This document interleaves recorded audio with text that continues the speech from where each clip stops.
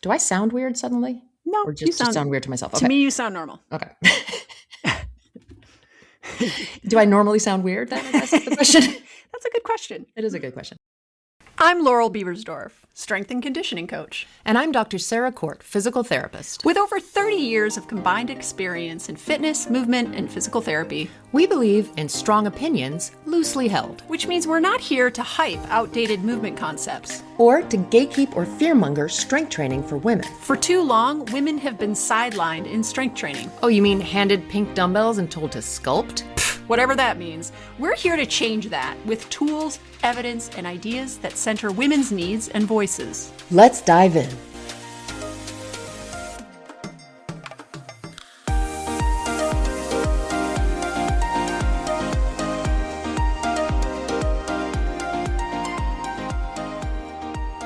Welcome to the Movement Logic Podcast. It is officially season 8.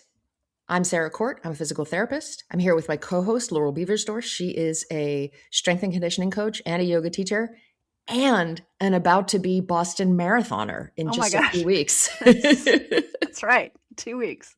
How are you feeling about that? I'm feeling suspiciously fit. That's what I always say. Because right around the time when I start to feel my fittest, something breaks. So.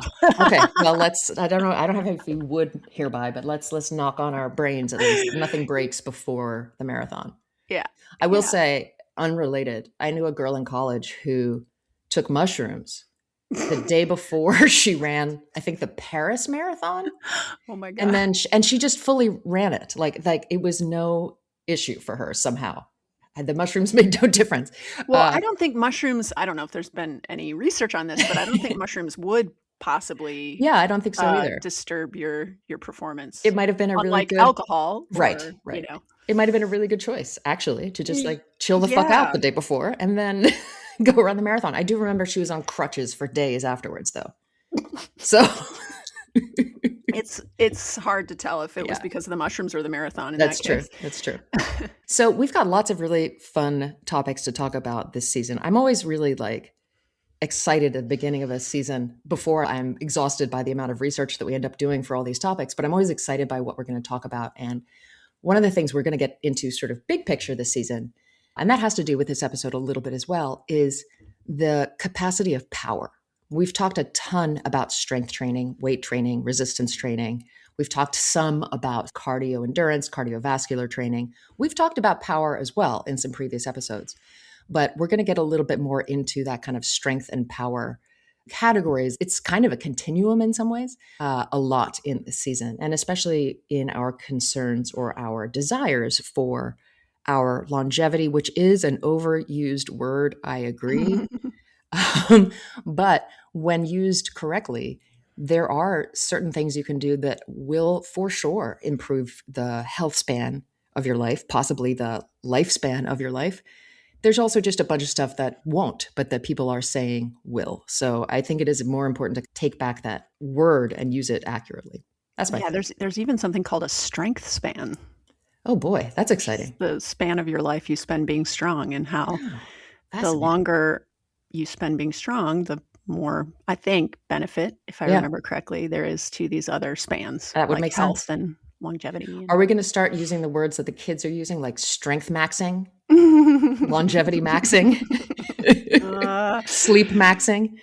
I mean, I'm a fan of adopting what the youth are saying. What the kids are up to.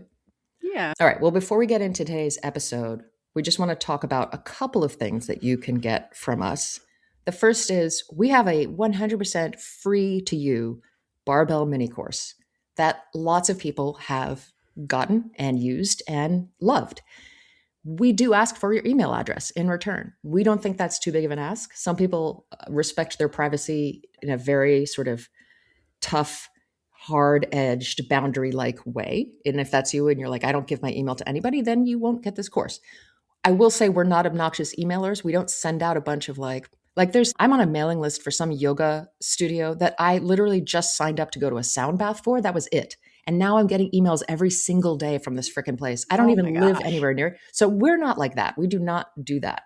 We actually send you educational content. We do tell you about upcoming courses where you get discounts that you wouldn't otherwise get if you're not on our mailing list. So in my opinion, it's definitely worth it.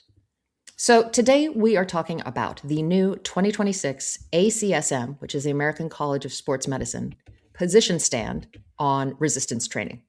The big story is not that everything has changed. It's that the evidence base that they looked at got much bigger than the one they looked at in 2009. The methods of study got more rigorous. And so now some of those old hard rules are looking a lot less rigid than people were originally taught or thought. So if you were hoping that this episode or this position stand was going to finally tell you the one correct way to lift, you're going to be disappointed, because what this paper actually says is far less prescriptive, and it's actually a lot more useful, which is most forms of resistance training work. And a lot of the things that people argue about online for healthy individuals don't matter as much as we think they do. So in this episode, we're going to look at who the ACSM is, how the researchers looked at the available data to come up with this new position stand, what they are saying about strength, power, endurance, hypertrophy, and physical function, and what your takeaways should be, whether you are a seasoned lifter or a total novice who wants to start resistance training. All right, so let's talk about who the ACSM is. So ACSM stands for American College of Sports Medicine. This is not a government agency like the CDC. This is a large professional organization that sits at the intersection of exercise science, medicine, coaching, and clinical practice, which makes it situated in a somewhat important way so that these different fields of knowledge and these areas of expertise actually communicate with each other. They develop and publish things like position stands that offer guidance. They publish in journals. They offer certifications and advocacy materials. So the mission really is to educate and empower professionals within those fields that I mentioned to advance the science and to practice in a way that's evidence-based. It says that it has nearly 50,000 members, and it is a certification entity, so it certifies professionals worldwide. Their documents often shape what people like Sarah and I, right, trainers, physical therapists, strength coaches, possibly also medical doctors and researchers cite as evidence. But again, this is not the same thing as the CDC or the WHO and shouldn't be confused with those government organizations. So how is it different? So the WHO and the CDC guidelines are more epidemiologic in nature, right? It's concerned with like broader public health recommendations aimed at the general population. And what they offer is very general advice on the minimum target, for example. So what is the minimum that you should target for resistance training? Well, they say twice a week using major muscle groups. They do not go into any more detail than that. So they're really trying to cast a very, very, very broad, the broadest possible net to catch the most amount of fish and not be too specific in their advice. Conversely, the ACSM's position stand, for example, is more detailed, and it is a professional consensus document that takes all of the evidence, synthesizes it, and gives more detailed practice recommendations for specific outcomes of interest, which we're going to discuss, right? So what are we trying to do here?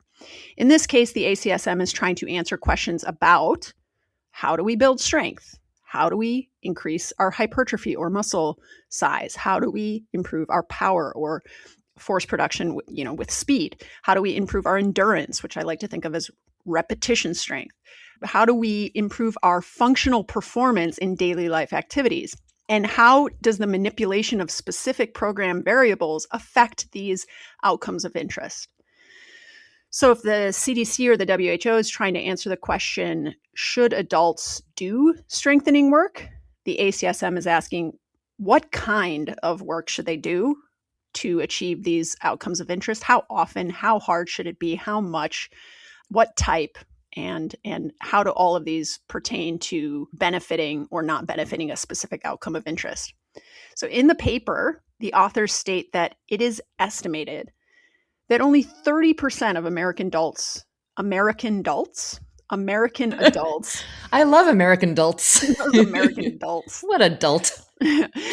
Only 30% of American adults complete some muscle strengthening activities at least twice a week. So muscle strengthening, by the way, is not strength training, right? Muscle strengthening could be gardening, for example.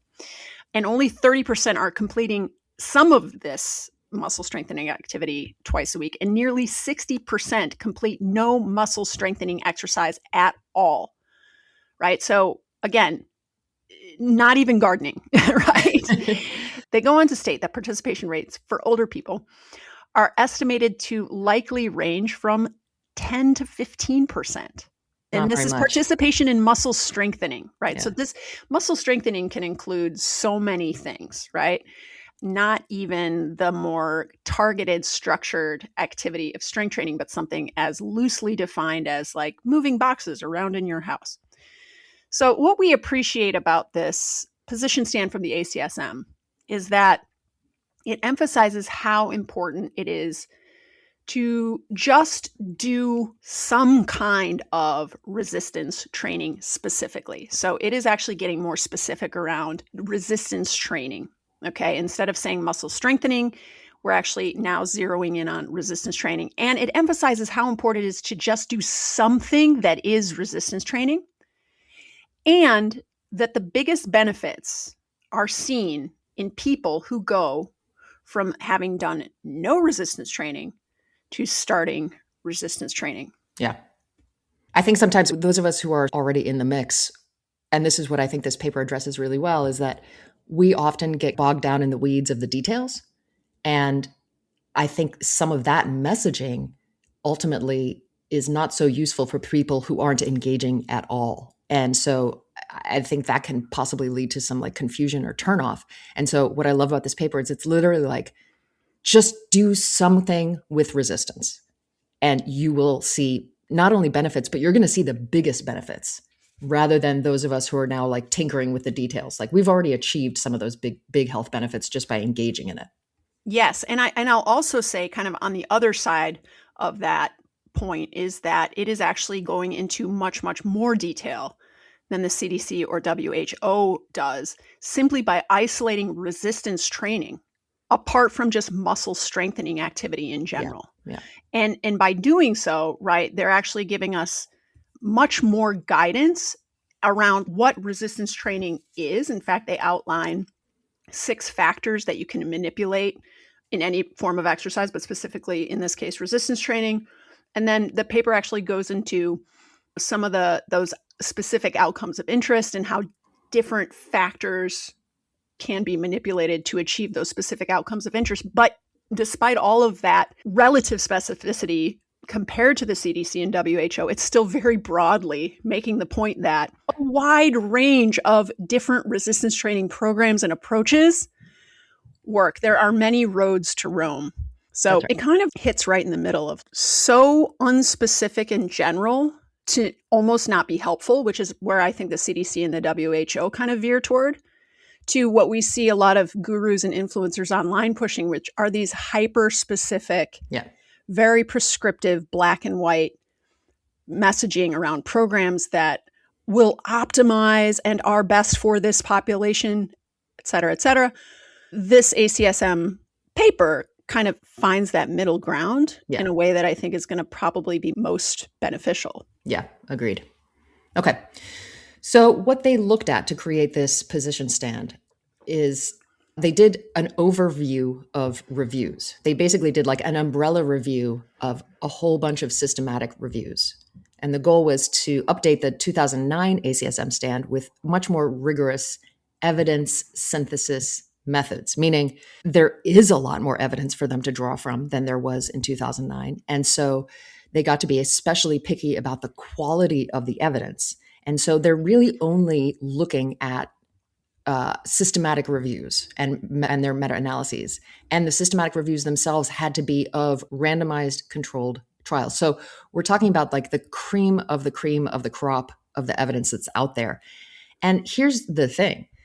That meant because there is so much more evidence, they were able to include 137 systematic reviews that covered more than 30,000 participants. That's what I would call a metric shit ton of people. So it's really the best of the best is what they looked at. They specifically picked healthy adults age 18 and over, either novice or trained. The interventions had to include resistance training that lasted at least 6 weeks with a minimum of 12 exposures. All of the papers had to have a comparison of either no exercise, a sham control like stretching, or a distinctly different resistance training prescription. And then they look at the outcomes, which Laurel mentioned already: changes in strength, power, endurance, contraction velocity, physical function, and hypertrophy. Now, an important thing to note is that they specifically excluded disease-specific populations and a lot of that kind of real-world clinical complexity because the scope was healthy adults. So they drew from a huge evidence base, but it's still evidence about generally healthy people. And from what I've read and listened to about the process that they went through, the consensus was that special populations will always require more individualization. So they decided to omit them for that reason. And that's not a bad thing because data from a special population could potentially be a confounder in a situation like this, where we're trying to get a big picture on what matters and what doesn't in resistance training for the majority of people. So we actually don't want to include outlier data that then might throw off the rest of the data.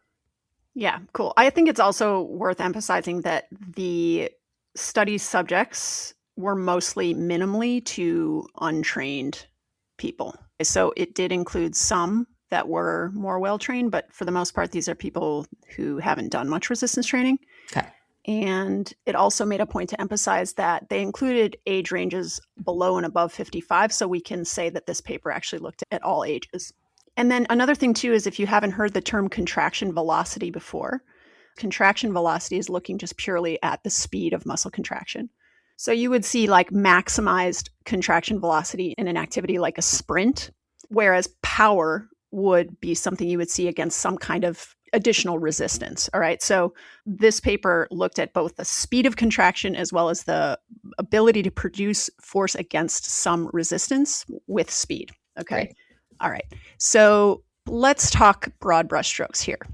What did this position stand find? So the big picture is, and this is really important, compared with doing nothing, resistance training improves strength, hypertrophy, power, muscular endurance, contraction velocity, and several physical function outcomes that can be measured using tests that evaluate gait speed, balance, your ability to stand up from a chair, your ability to do that quickly. So different from what the WHO and CDC are saying, which is that broadly muscle strengthening activity is something you should do. The ACSM is saying broadly, when you engage in resistance training, which is more specifically defined from muscle strengthening activity, you will improve in these specific factors, specifically through the manipulation of various factors that can go into a resistance training program. So we're going to dive into the details in a moment, but the big headline is that most forms of resistance training improve all of these outcomes. And that's also a big deal. The paper repeatedly lands on a pretty unexciting if you need to have the secret sauce, special secret that no one else has ever heard of, but actually quite exciting if you're interested in egalitarian messaging that is accessible, includes all people, right? Here's the important point. A lot of variables that you can manipulate do not consistently change these outcomes of interest as much as people online will claim they do. Okay. So this paper actually weakens a lot of people's arguments that there is one elite special secret programming style that most people need, or that people within a certain population need, aka menopausal women, for example. It directly contradicts what a lot of people online are trying to sell you and tell you, right, in order to sell you that there's a single magic bullet, a way of doing this, that you can't do it this way to get the benefit. You have to do it this way, that this is the best, the greatest, the newest. And I think this is possibly unexciting if you are always looking for the thing that nobody else knows, but I think it's actually quite exciting if you are interested in exercise being able to benefit pretty much everyone who resistance training exercise, specifically anyone who just starts to engage in it. Yeah. Yeah. It's a real bummer for somebody who's trying to like do a super grifty, here's my new magic exercise. You've just been doing it wrong. Here's the secret. That's a real bummer if you're trying to push that. But I have a feeling people are going to still take this paper and try to use it as evidence for their special training anyway. Now that we've sort of done our broad strokes, let's go into detail about some of these specific categories. So the first category that we're going to talk about is strength. Just as a reminder, the definition of strength is the ability of a muscle or muscle group to generate force against external resistance. So when the specific goal is improving strength, here's what they found worked the best: heavier loads with a dose response trend, which this means as the load increases, your strength gains tend to increase as well. Now, what this doesn't mean is that you must always lift maximum loads, which is what some people promote. Stacey Sims. But it does mean over time that if maximal strength is your goal, right? If your specific skill that you're looking for is to lift heavy things, this underlines the specificity rule that has always existed, which is you've got to train specifically for the thing you specifically want to do. Or as Laurel says, if you're going to take a test, you need to prepare for the test. So if maximal strength is the goal, you do want to give yourself exposure over time to heavier weights. In that specific lift, right? Yes, so in that specific lift. The anecdote I came up with is like, if you want to be good at algebra, then you should study algebra. But if you want to pass the algebra test, you should know what's on the test and study for those particular problems, right? And same thing is if you want to be maximally strong in the deadlift, you should do the deadlift. However, if all you do is squatting and you don't do any other exercise, you will also be stronger in the deadlift compared to doing nothing at all. Right. Because strength benefits can be generally transferred to many different non-specific activities. But when it comes time to take the test, which would be a 1 rep max test, which is how strength was measured in these studies, if we're going to do a 1 rep max test of the deadlift, you're going to score highest on that test if you specifically worked on lifting heavy in the deadlift. And why do you need to lift heavy in the deadlift? Because your technique will need to change as the load increases. The way you coordinate and perform the lift will adjust according to how close to the maximum of your capacity that load actually is. So basically, you can be strong lifting light and moderate weights. But if you're given a test where you have to lift one weight one time that's super heavy, you're going to do way better on that test if you practice lifting heavy in that particular lift. Right. It's the difference between I want to be generally strong and I want to be maximally strong in a specific activity. Exactly. Okay. So then another element that they found was important was training through a larger range of motion. And that appears to produce greater strength gains. It makes sense, right? If you think about it, because it challenges the muscle across more of its length and it improves strength in more joint positions. Partial reps, which is a training modality that people engage in sometimes, which is where you just do short versions of you could do full range, but you're not going full range in the movement. They could still have a place, but they don't seem to replace full range of motion for overall strength development. The next element is engaging in multiple sets, especially 2 to 3 sets. What they found is that doing more than one set leads to greater strength gains than just doing one set of a particular exercise, and that 2 to 3 sets consistently shows benefits in the evidence. Beyond 2 to 3 sets, additional sets may help, but the biggest jump in the measurable benefits is going from doing one set to doing multiple sets. So what that means is for each exercise that you're doing, you want to hit at least 2 to 3 sets if you can, right? And this is also the guidelines for like maximizing and optimizing kind of thing. It's not to say that if you show up, do one set and leave, that was a waste of time. It's highlighting if you want to get the most bang for your buck out of the exercise, and you can engage in more than one set, and in particular 2 to 3 sets. Yeah, and this has to do with the way in which fatigue interferes with performance. And so when we perform a strength exercise, we send our body a signal, but when we accumulate fatigue from performing that strength exercise, that signal is muted, it's dulled. We cannot be as strong, therefore we cannot send as big of a signal. I would say you probably have the most to gain from going from 0 sets to 1. Absolutely. The next most to gain from going from 1 to 2. And then after that, 2 to 3 is going to give you a little bit more. We start to see diminishing returns because of the accumulation of fatigue and the way that fatigue interferes with performance, and performance detriment means smaller signal. Right? Just a question to you. Is that fatigue interference something they say in the paper, or is that something you are positioning based on your general knowledge? There is research looking at what's called the fatigue curve. There's a paper that looked at how rep max tests were used to take people 6 sets to failure, which just sounds absolutely awful. Horrible. It sounds horrible. Yeah. And they found that the ability to perform reps dropped significantly between set 3 and 4. Oh, interesting. And it dropped actually significantly between set 2 and 3 as well. Mm-hmm. So okay. This is established, and it kind of makes common sense, right? So as you accumulate fatigue, performance suffers.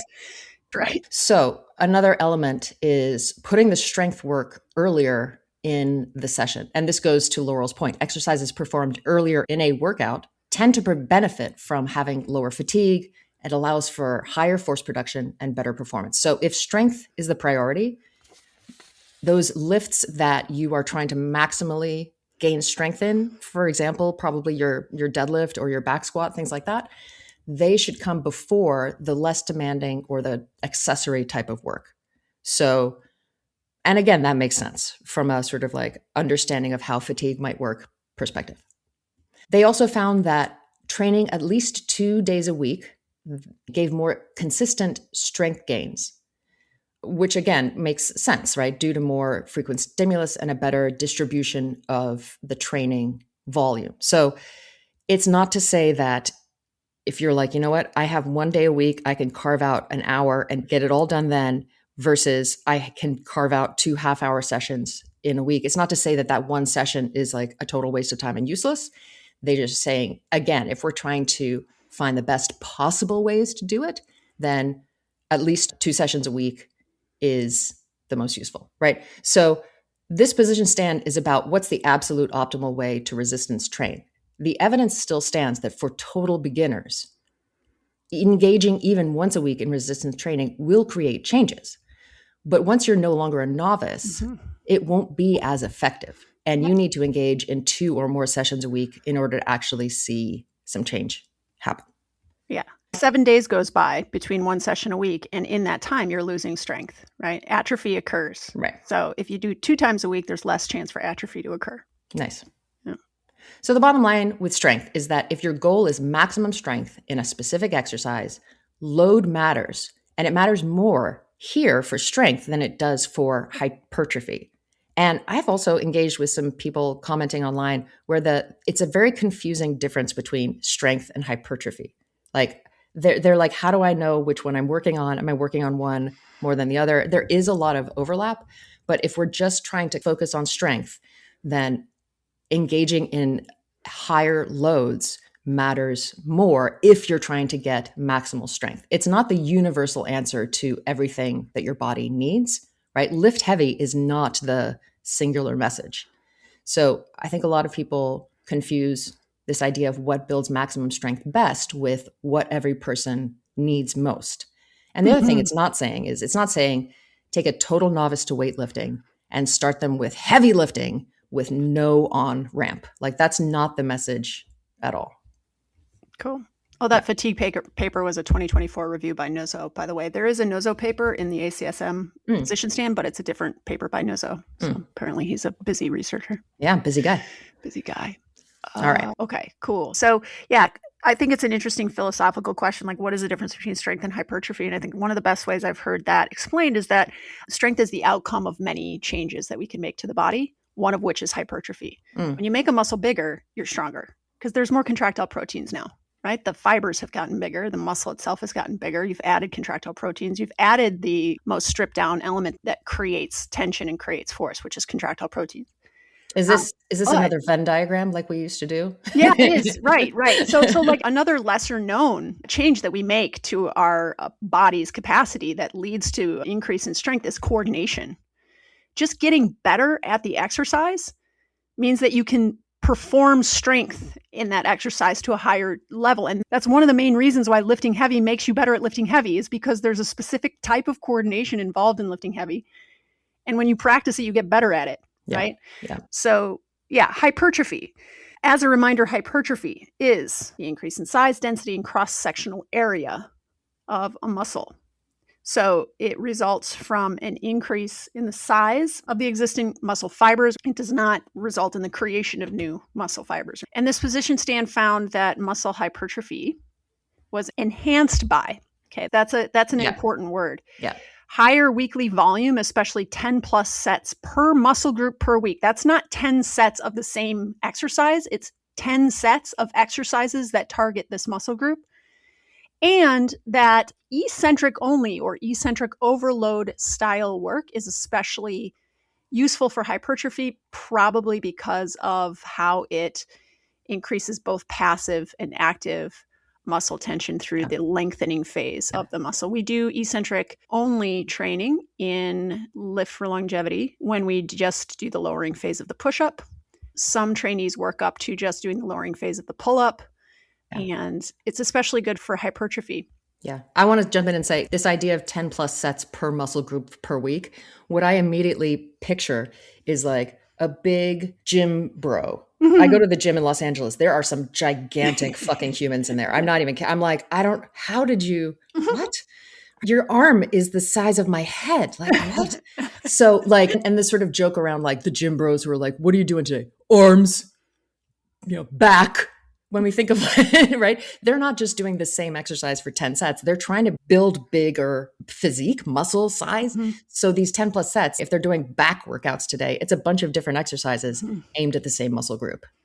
Yeah, exactly.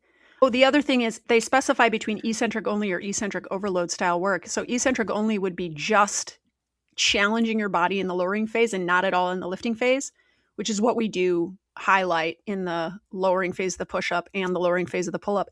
Eccentric overload style work means that you challenge yourself a little bit in the concentric phase, but then you challenge it a lot in the lowering phase. And I use this technique for my knee extensions for training for the Boston Marathon because it's a downhill course. And so what I'll do is I'll sit in that knee extension machine and I'll go up with 2 and then lower with 1. Nice. And then up with 2 and then I'll lower with the other one.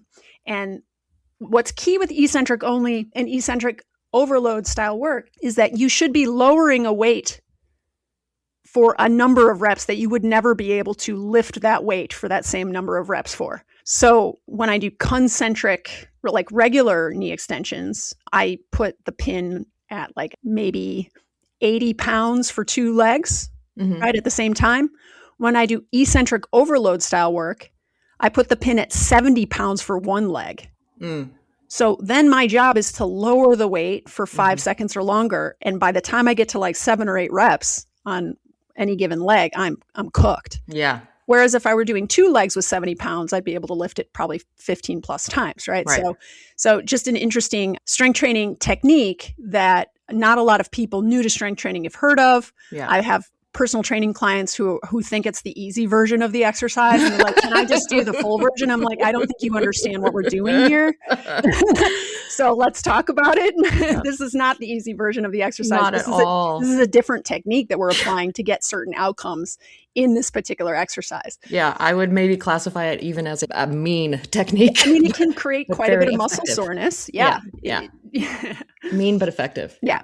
So here's the thing. Hypertrophy was enhanced by 10 plus sets per muscle group per week. So volume seems to drive hypertrophy, and also eccentric only or eccentric overload style work. But here's what really didn't seem to matter as much for hypertrophy, which I found very interesting actually, which is frequency. Okay. So whereas frequency actually matters for strength, it doesn't matter as much for hypertrophy. When volume is equated, and that's something I think that's really important. It's a problem with exercise science research looking at strength training, which is that oftentimes they'll be comparing programs of different frequencies and trying to make determinations about what frequency is optimal, but they haven't actually equated volume. So you're not really having a conversation about anything, actually. Right. They're like, how are apples and oranges the same? And you're like, they're not. We have to make sure that we're targeting the muscle groups of interest with the same number of working sets per week, right? before we can then go, well, if we slice up this pie in 3 versus 4 versus 5 slices, what are the difference? So when volume is equated, though, same number of sets per muscle group, frequency, how you divvy it up actually doesn't matter. So you could do 3 sets twice per week and achieve very similar results to 6 sets once per week, as long as total work is equal, which I find counterintuitive. But, when it comes to hypertrophy, I think the biggest driver is tension, right? So if you're experiencing tension for the same amount of time, it can happen multiple times a week or all at once, and it's still going to drive those hypertrophic changes. And then another thing that didn't seem to matter was load. Okay. You don't need to lift heavy to build muscle, contrary to what Stacy Sims says. And you can build muscle with light loads, right? So muscle growth can occur with lighter to moderate to heavier loads, provided that sets are taking sufficiently close to failure. And so hypertrophy is more about the total stimulus and how it stacks up and effort at the end of the set rather than a particular load intensity. And so that means that a resistance band, if you use a resistance band in an exercise, you take that exercise close enough to failure, you'll still see hypertrophy changes similar to if you lift a barbell, right? So training to failure. Okay, let's talk about that, because you might hear some gym bros talk about how important it is to train to failure to build muscle. Well, not so fast, because going all the way to failure does not consistently produce greater hypertrophic changes compared to stopping a few reps short. So you can get similar muscle group without the added fatigue cost of pushing every set to absolute exhaustion. I think this is important to recognize, which is that whenever we're trying to increase some type of fitness in our body, we're also going to be increasing fatigue. And it's really about our ability to train enough to continue to drive changes to fitness has to do with the training, but it also has to do with the fatigue, right? And so when you are generating a lot of fatigue that may not be further improving your fitness, what you're doing is you're just creating obstacles to training, right? Because now you have all this fatigue. So yes. And then time under tension, which you might see written as like TUT, time under tension. There's used to be, and I think still is, this idea that we have to move the weight slowly to increase time under tension, but actually no, slowing down reps to increase time under tension, to increase how long the rep takes, right? To expose your muscle to tension for a longer amount of time does not reliably lead to greater muscle growth compared to normal lifting tempos. The muscle appears to respond more to total work and effort. Work meaning your ability to move a load over a certain distance. So in other words, more reps, right? Than an effort, taking it close enough to failure, which is about recruitment, right? How many muscles are actually involved, than it is to artificially slowing the rep down, right? Okay, and then periodization, which is a fancy way of saying how we organize or structure our training, also does not consistently produce greater hypertrophy compared to non-periodized approaches when total volume is similar. So periodization is something that I think is especially useful for people who compete and have a certain date on the calendar where they need to be ready for a competition, because what periodization does is it organizes training in a way kind of like cooking a meal with many courses, right? You want to time it out so that everything is ready to go when it's time to eat, right? If you've still got something in the oven 30 minutes after you're done with these 3 dishes, the meal is not going to be as good because you're not going to have all your dishes on the table and they're not all going to be hot, right? Periodization is like a well-timed multi-course meal where everything kind of comes out at its best performance ready moment in time for this competition. So if you're an athlete who competes in the fall, you're probably not going to be doing your highest intensity work in the winter. Okay, because you just finished your competitive season. So now in the winter, you're probably doing stuff that is least specific to your competitive goals.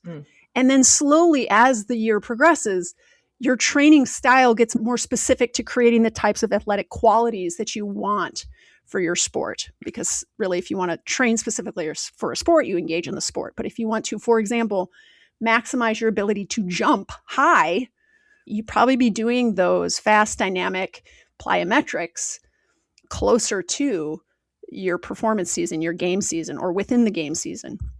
What about the idea of periodization just as a way for people to organize training blocks to avoid things like getting bored or, fatigue in certain exercises or overtraining one area versus another? Like, is there a place for periodization for people who are not competing? It's a good question. And I think the paper highlights the fact that often programming and periodization are conflated. I So see. people think they're talking about periodization when they're really just talking about programming. Mm.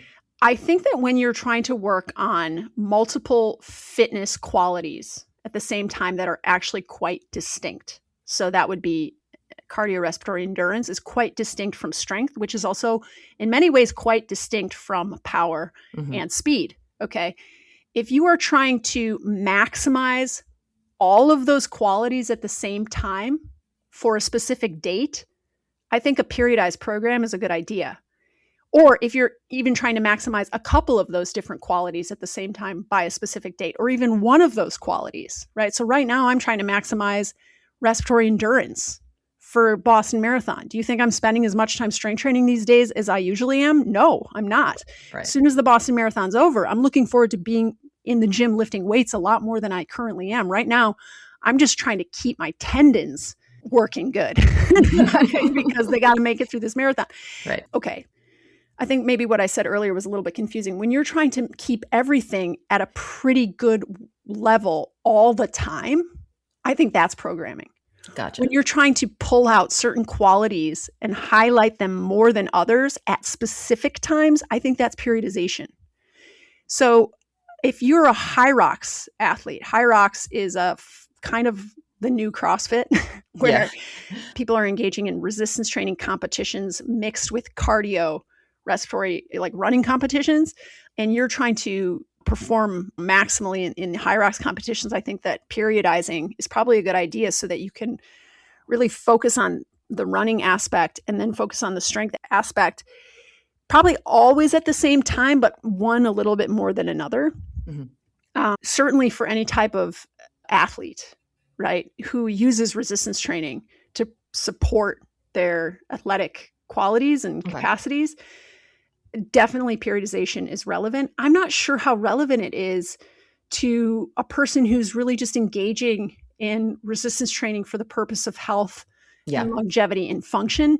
Yeah. I think that when we're getting bored and we need to change things up, or when we change our goal and we want to work on this instead of this, I think that's programming. Okay. But I think it's up for debate. Yeah. I think it's up for debate. But I mean, it's one of those things where I think probably people can get into some potentially very nerdy, nitty-gritty details about it. But for the general population, it's just helpful to think about programming as the dials you might change based more on things like wanting to do something slightly different or a potential slight difference in your focus from one block of training to another. Absolutely. Versus something like periodization where it's like, I got to be able to lift this much weight by this date, or I have to be able to run this distance by this date.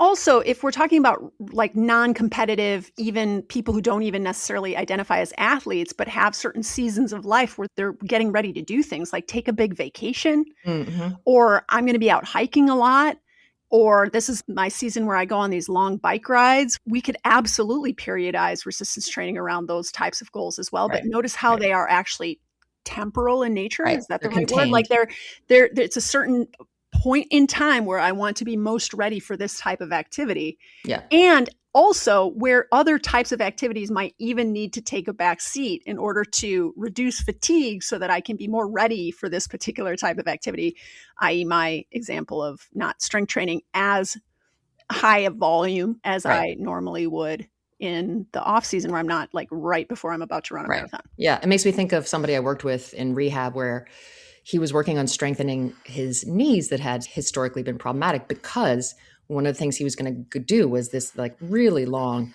backpacking hike. And so we did a lot of stuff where like he brought his heavy rucksack to the clinic and we just had him working on going downstairs with the backpack on, that kind of thing. Yeah. Same idea where like he's not an athlete or a competitor in a sport, but he's getting ready for this specific event that was going to be taking place in his life. Yeah. And in our Lift for Longevity program, you could argue that we have a linear periodization to the way that the program is organized, not so that our students are ready to like compete in a powerlifting competition by the end, but we are systematically increasing load intensity in some lifts while reducing volume. Right. And that is a style of periodization called linear periodization. I don't know that I could honestly say I think it's a periodized program, though, because I think I could easily also say that this is just a programming choice that we've made in order to teach a skill, which is how to lift heavy. Right. Yeah. Cool. Exercise order. Sorry, it's still we went down a long little rabbit hole with that, but it was a good one. It was a good one. Yeah. So the sequence of exercises within a workout does not appear to meaningfully impact hypertrophy outcomes. Another interesting finding from the paper, in my opinion. So you can train muscles later in a session, still grow them effectively, even though you've accumulated fatigue, right? As long as sufficient volume and effort are achieved.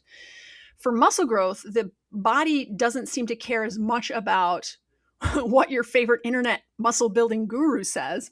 It seems to care a lot more about whether or not you did enough work over time or you exposed it to enough tension, right? So some of these points we've known about for a while, which is that you can achieve hypertrophy with light, moderate, and heavy loads, but to refine our perspective here, I think it's helpful to note that this paper suggests that we want to get 10 plus sets per week of a particular muscle group to optimize hypertrophy, I think is the right word, and that you have to go close enough to failure, but it doesn't have to go all the way to failure, which is good news. And this means that if you're lifting a light load, right, something that you could lift probably around 15 or more times, that there's going to be a lot more reps that you're going to need to perform in those sets to get close enough to that failure point. And if you're lifting a moderate load, you'll only have to perform maybe 8 to 12 reps, heavy load, fewer than 8, right? So, or even 6. So that's something to consider depending on your personality, depending on your attention span, depending on your time constraints even, or also your preference for like what strength training feels like. I think with light weights, we have to kind of endure the discomfort of muscle burning sensation a little bit longer than we do with moderate and heavy loads. So the good news is that it seems like we have choice here, and we can base a lot of our training decisions on individualized preferences instead of success and failure. Do it this way and you'll succeed. Do it this other way and you'll fail. It doesn't appear to be so strict. Yeah. I, for one, really, really aggressively dislike that burning feeling when you're lifting light weights for multiple reps. So for me, that's a good enough reason to pick a load that is not going to emphasize so much of that. Yeah. All right. So now we're going to get into power. So power is defined as the ability to exert maximum muscular force in as short a time as possible, which is often described as force times velocity. So power is different from maximal strength. Maximal strength is about the force that you can generate to overcome the greatest load without worrying about the speed at which you do it. Power brings in this time component. So as a result, the maximum amount of strength you can produce when you're also trying to do it as fast as you can will automatically be lower than if you're just going for maximal strength. And this is because these fast contractions result in a high muscle force, but low muscle tension. So when we have high force and high tension, we can produce the most amount of force against resistance. But when we're moving faster, we do not have that high muscle tension as well. Yeah, because muscles need time to generate that tension. That's right. So maximal power is the maximum amount of force you can generate as quickly as possible. So the position stand found that power was enhanced by the following. And the first is moderate loads around 30 to 70% of a 1 rep max. They found that this load range allowed you to move the weight quickly while still producing meaningful force, which is also key for power development. It's not just speed. It's not contraction velocity. Right. It's not just how fast you're doing it, it's how fast you can do it while still producing force, right? Heavier loads will slow movement down. Very light loads may not generate enough force to actually maximize that power output. Something to note, because if you're here thinking, well, 30% of a 1 rep max, from what I understand, is not a moderate load. That's if you're thinking about strength specifically. What the paper reports is that power improves most consistently in this roughly 30 to 70% range, which is moderate in the context of moving weight quickly. So it's not the same criteria as with regular resistance training definition of moderate in terms of a 1RM percentage, right? We're not on that same scale because now we're on a separate scale that also includes speed. Okay. So they also found that lower to moderate total reps per set under roughly 24 repetitions in each set is the most effective. And it sounds like a lot of reps, but it also depends on something called intent of effort, right? If I'm max efforting each one, I'm probably not going to get to 24 repetitions. If I'm sort of moderately efforting, I'm going to be able to do more reps than if I'm maximally efforting. And if I'm newer to training power, that's where I would start. And if I'm also really, really new to training power, I'm probably going to start at a much lower rep range than 24, just because I'm trying to build this skill in the same way that people new to weightlifting don't start with just heavy lifting. They build up to that skill. Yeah, the takeaway here, I think, is that volume does not drive power as much as speed of movement against resistance. Yeah. More is not always better in terms of power. Right, exactly. Yeah. And that power output drops off as your fatigue builds. So to Laurel's point, keeping your total reps relatively low is going to help you preserve both your movement speed and the movement quality. Because the goal is high quality, fast reps, not just accumulating fatigue the way you would in something like an endurance or hypertrophy focused exercise. They also found that Olympic style lifting was helpful. So these are movements like cleans, snatches, and so on. These variations naturally train power because they not only require rapid movement, but it's rapid force production, as well as really coordinated and explosive movement. They're built around the concept of moving moderate loads as quickly as possible. And you see a lot of that in CrossFit, more than you might see it in like powerlifting focused type of exercise. The other thing that they found that is useful, and I think this is super interesting, is what they call a fast concentric phase. And what this refers to is intentionally moving as fast as possible during the lifting phase of an exercise. But that doesn't mean that the weight itself moves quickly. So for example, if you were doing like a clean, which is where you're taking the weight from the ground to your shoulder, you're working on lifting it as fast as you can. Now, that might mean, especially if it's for you a relatively heavy lift, it's not actually moving, quote unquote, quickly. It may not look like you're actually moving it that fast, but you are trying to move it as fast as you can. So the intention of moving fast is what drives the power adaptation, not just the actual speed of the bar. So I think that's really kind of interesting. We do a little bit of this in Lift for Longevity where we encourage participants where possible to, for their deadlift, for example, do a faster tempo as they stand up with the bar and then a slower tempo as they return back down. And so that's then working on that power component, right? Whether or not somebody from the outside looking at it would say, it looks like they're moving what I think of as quickly, the intention to do it quickly drives power. Yep. It's kind of cool, right? Yeah. Well, the faster you move, the more motor units are recruited. Yeah. Right. But in order to move a heavy weight, the muscle has to contract relatively slowly. So when you attempt to move it quickly, motor unit recruitment could be higher, allowing you access to more of your muscle, total muscle mass. But the weight is not going to move quickly because if you're going to lift the weight, it's going to take your contractile protein some time. Those chemical reactions take time, they folks. take a little time. You know, we can't just cook up lifting a heavy weight in seconds, just like you can't cook up Thanksgiving dinner in seconds. That's right. Now, this goes sort of in parentheses. It's a little bit niche. Something called flywheel or eccentric devices in some comparisons were found to be more effective. Now, a flywheel device is this sort of specialized training equipment that itself creates something called rotational inertia. So it's generated by this heavy disc that is spinning that then gives you variable resistance. So it's not the same as like a gravity-based weight where you pick something up and put it down and gravity is providing the resistance. The equipment has a wheel that spins and then the resistance comes from how hard you pull it and how fast it spins. You might see it in your gym. It's like used for the squat, and you can stand on a platform, and then I think you put like a belt around your waist, Uh-huh. and you squat down, and the chain goes like underneath the platform, and then you have to stand up, and then you squat down, and as you're squatting down, it's applying more resistance to the lowering phase. So when you're using a flywheel device, you have to actively slow the wheel down, which is then going to increase the amount of force that your muscles produce. So that creates a stronger eccentric stimulus that might enhance power adaptation. So it's not necessary to train power, but it can be another way to increase force production in certain contexts. Mm-hmm. One note that I want to come back to is that they found that power-oriented resistance training also improved some physical function outcomes, arguably better than just standard resistance training. Yeah.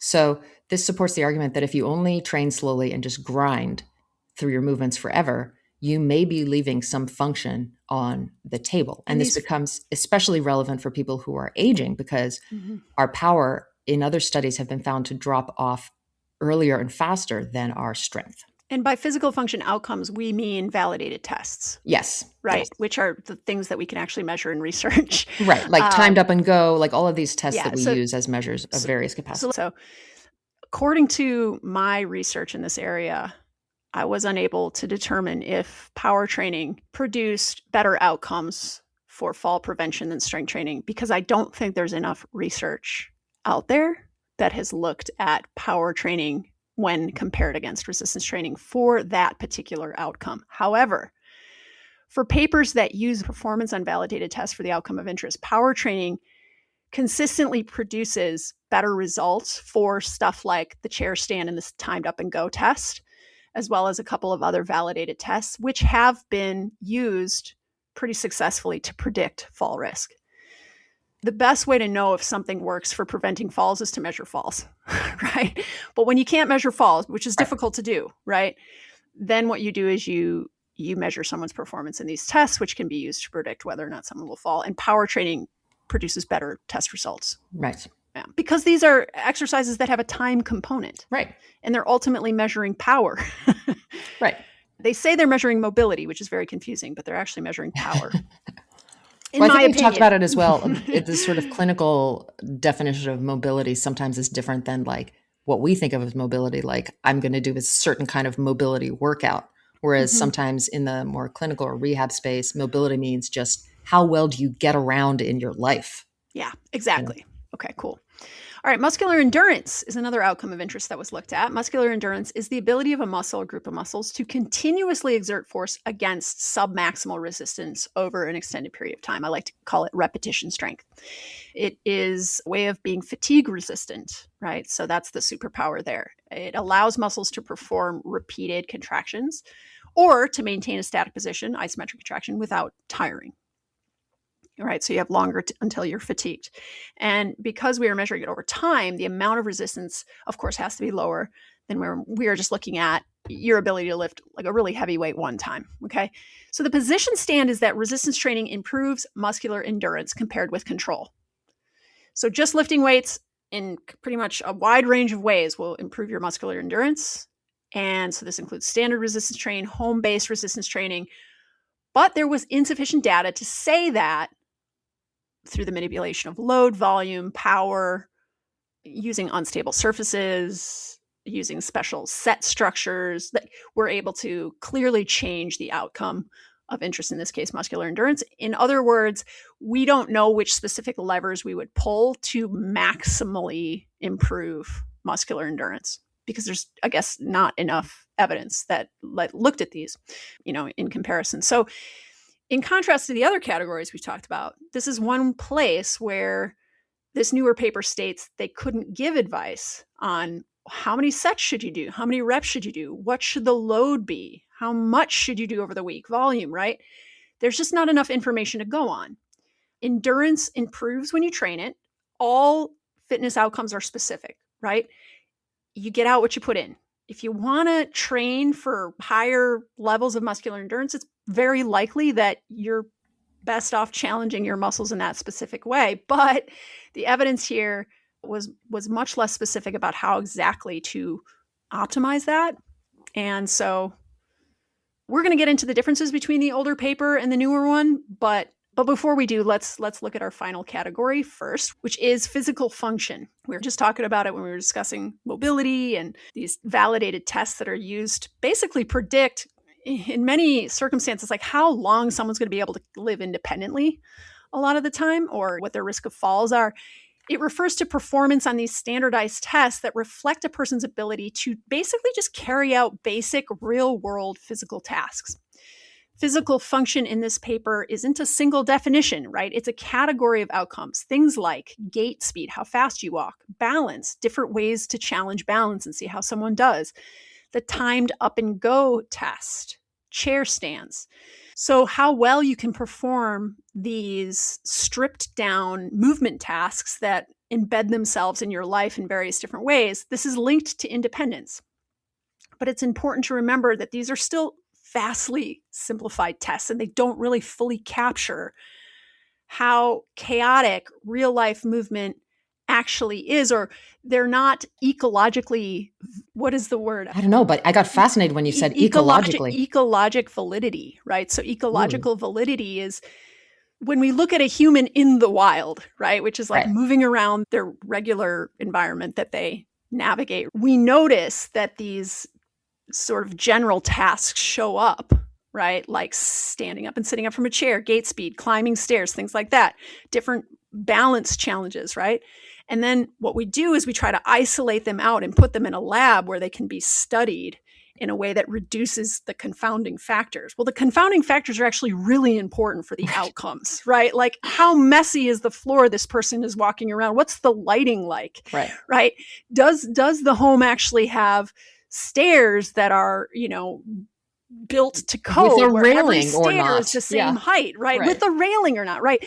All of this stuff completely matters, but it's impossible to study it in a controlled environment in a lab. So then we have to vastly oversimplify it. And that's why these validated tests are used to predict someone's ability to live independently, but they're not 100% accurate.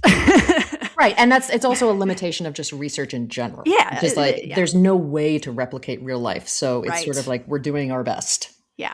Yes, exactly. So what they found was that resistance training improved multiple measures of physical function compared to doing nothing. It improved gait speed. It improved balance. It improved the timed up and go and chair stand performance, these are all tests are designed around these particular physical function tasks. This is not surprising. Okay, so based on what we've seen about studies around resistance training for all ages and stages of life, this is not surprising. But here's where it gets interesting. Okay, and we already have kind of touched on this. Power-focused resistance training improved outcomes in these tests more so than standard resistance training, because not all of these tests, but many of these tests have a time component to them. In other words, you do better on the test if you do more repetitions in a given amount of time, aka you move faster. So if you train moving quickly, you get better at moving quickly.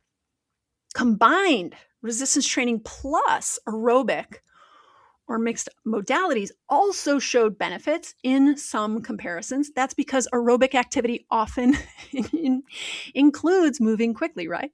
And this refers to programs that include resistance training. So these mixed modalities are programs that include resistance training alongside aerobic work, things like walking, cycling, interval training, mixed modalities.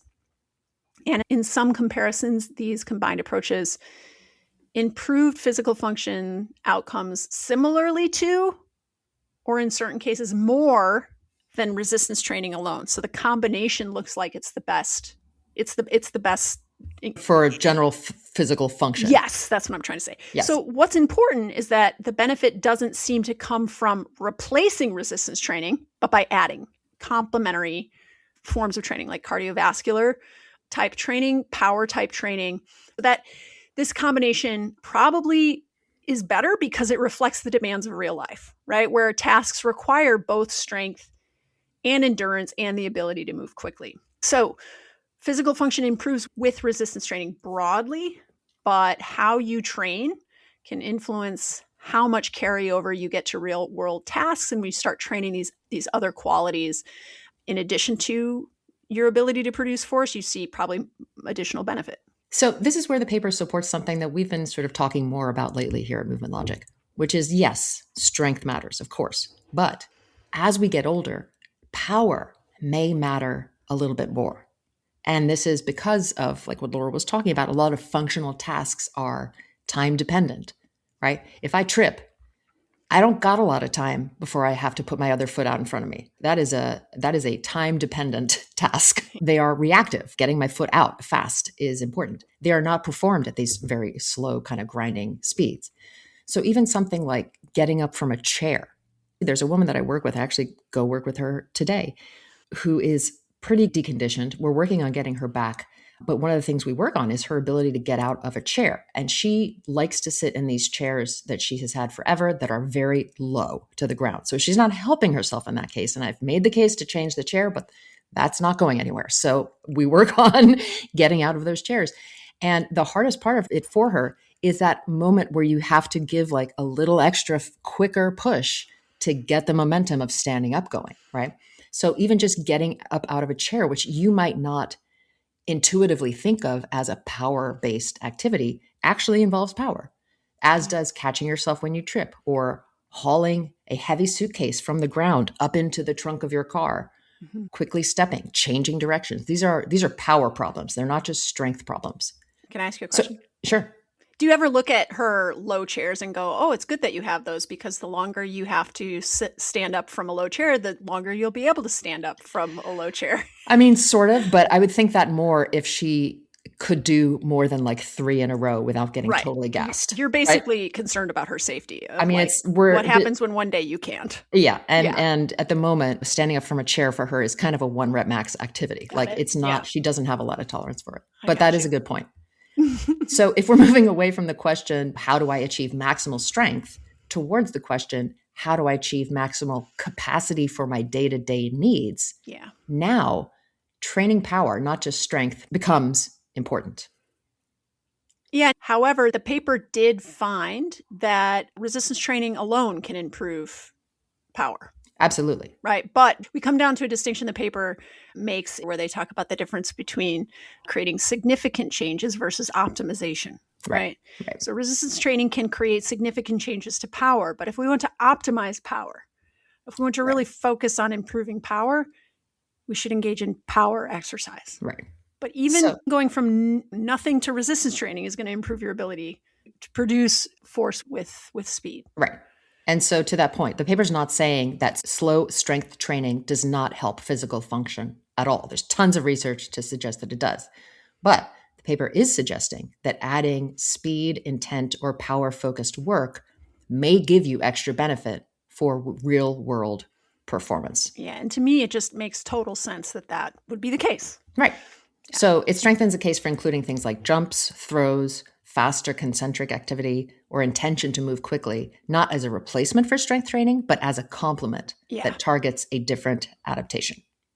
I also thought it was interesting in the paper where they they recommended not including jumps as a power exercise.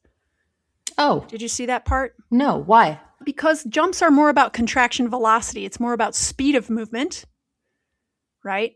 Whereas power is about producing force against some amount of resistance between 30 to 70% of a 1 rep max. So I guess it comes down to what body weight is, right? And what constitutes a 30 to 70% effort for the individual. Yeah, because body weight is a source of resistance. Right. And so, for example, if you're doing single leg versus right. two-legged jumps, right, body weight is now twice as much resistance. But I thought it was interesting because many people think a quintessential power exercise is the box jump. And this paper was like, maybe don't think so. Right. That makes sense. But I do think that contraction velocity is a huge part of not falling, right? Absolutely. Because when you trip, you're also not necessarily having to overcome a ton of resistance. You just got to get your foot out in front of you. You got to get there faster. Yeah, exactly. Yeah. All right. So if we summarize where we are so far, this is what we have. When we're looking at strength, it can improve across a range of loads, especially if you're training with enough effort. But if you're looking to generate maximal strength on something like a 1 rep max test, you need to lift heavier loads. The paper also shows a dose response relationship, right? So as the load increases, the strength gains tend to increase as well, which makes sense. For muscle hypertrophy, the strongest signal in the paper is total weekly volume. So you can build muscle with light, moderate, or heavy weights as long as you're doing enough work and getting close enough to failure. So it's less about the perfect rep range, which used to be the old idea, and more about accumulating enough stimulus over time.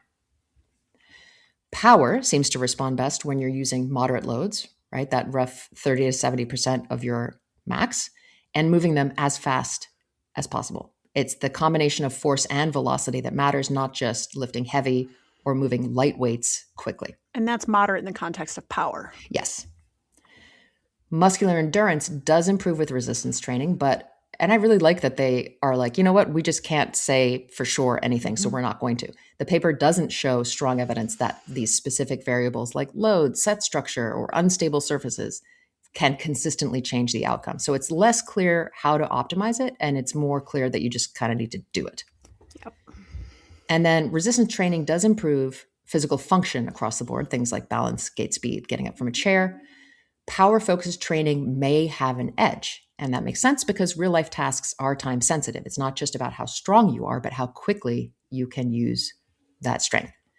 So what this paper really shows is that there isn't a single best way to train that works for every single goal or every single person. A lot of different approaches can be effective, and what matters more is matching your training to your goal, whether it's strength, muscle size, power, endurance, physical function, rather than trying to follow one rigid, quote unquote, optimal program.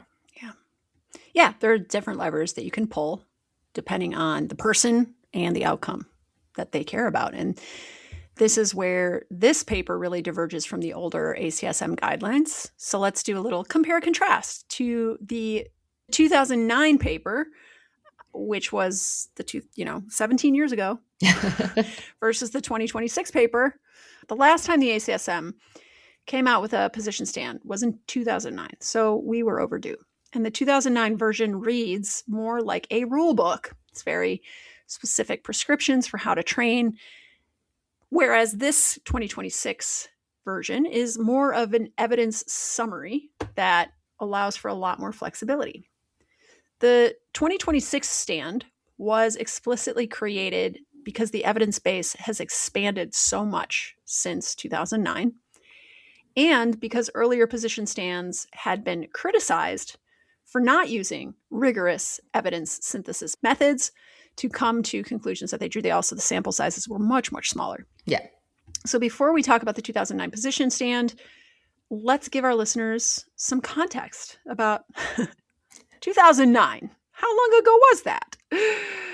Because I don't know, if you're like me, the 2000s feel like, it was just like 10 years ago. Yeah. But everything that starts with a 2000, it was 10 years ago in my brain. 2009 was actually 17 years ago.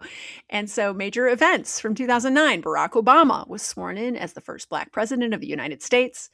The miracle on the Hudson occurred, where Captain Sully Sullenberger's successful landing of his plane on the Hudson River, amazing feat. Do you remember that? That was such a good deal. Yeah. Incredible. Yeah. Michael Jackson died, and Sarah moved to Los Angeles, which is a major event for everybody. Major event. So the 2009 stand happened at that time, and it recommended relatively specific programming buckets. So novice lifters were recommended to do resistance training using moderate loads, so weights that you can lift between 8 and 12 reps.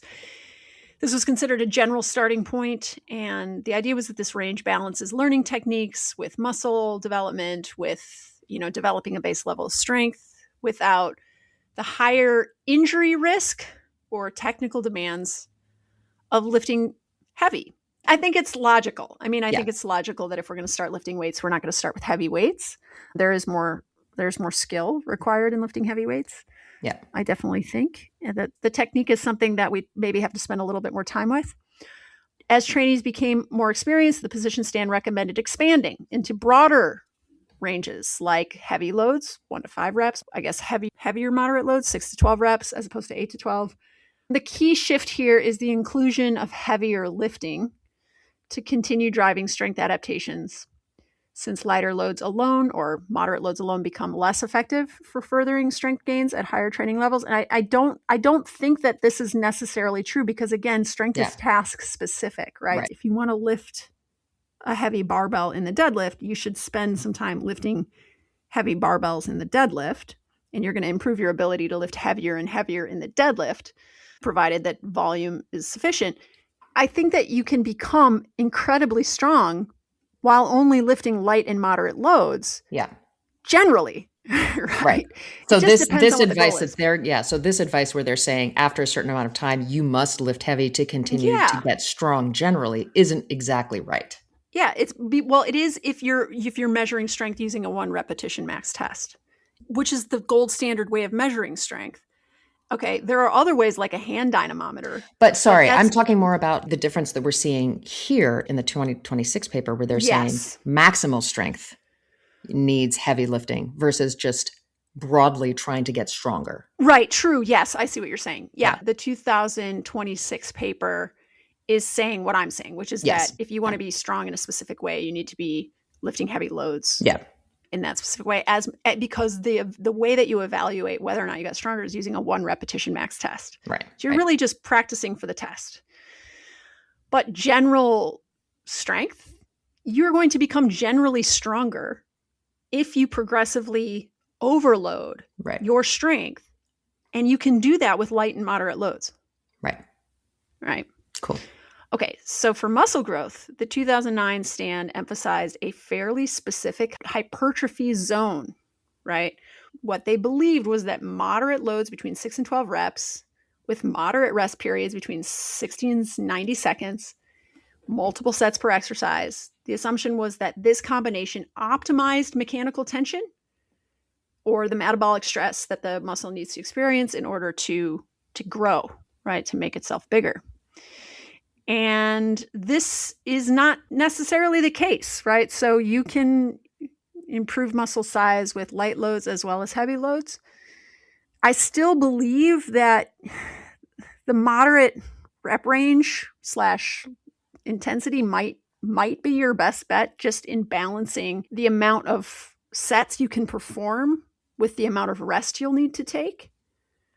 But if you have all the time in the world to train, and you can rest those 3 to 4 minutes that you would need to between a truly heavy set, and you can perform multiple sets of a heavy lift, then yes. But I think if we're trying to maximize our time, I still lean a little bit more toward light and moderate loads for hypertrophy.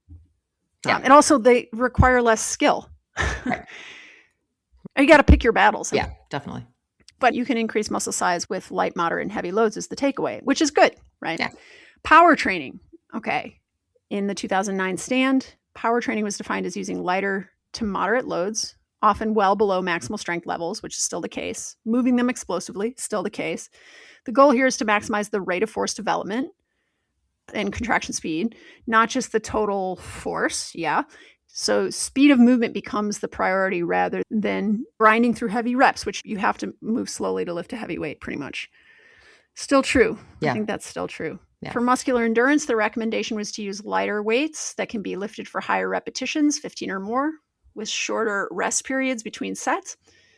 This approach was thought to improve the muscle's ability to sustain repeated contractions over time rather than produce muscle force. And this paper now that includes more studies and a much more robust amount of evidence says not so fast. We actually still don't know if this is true, which leads me to believe, how did the 2009 position stand come to such a conclusive this goes to the point.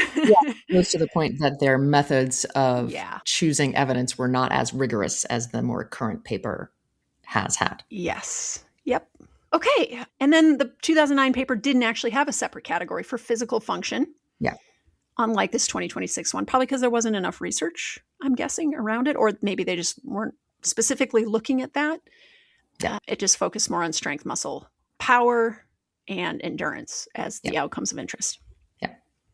Okay, so what we see as having changed now in this 2026 position paper is that there is much more flexibility for that hypertrophy range, right? The new stand is far less married to a specific repetition range. It suggests that hypertrophy can happen across a load spectrum. Overall volume matters more, right? Getting close enough to failure matters more than picking the correct rep range. So that's good. There's less faith in periodization as inherently superior. And we've talked about this quite a bit already. So the 2009 position stand was pretty clearly pro periodization. It recommended systematic variation in load and volume as a way to keep progressing and to avoid plateaus, especially for more advanced lifters.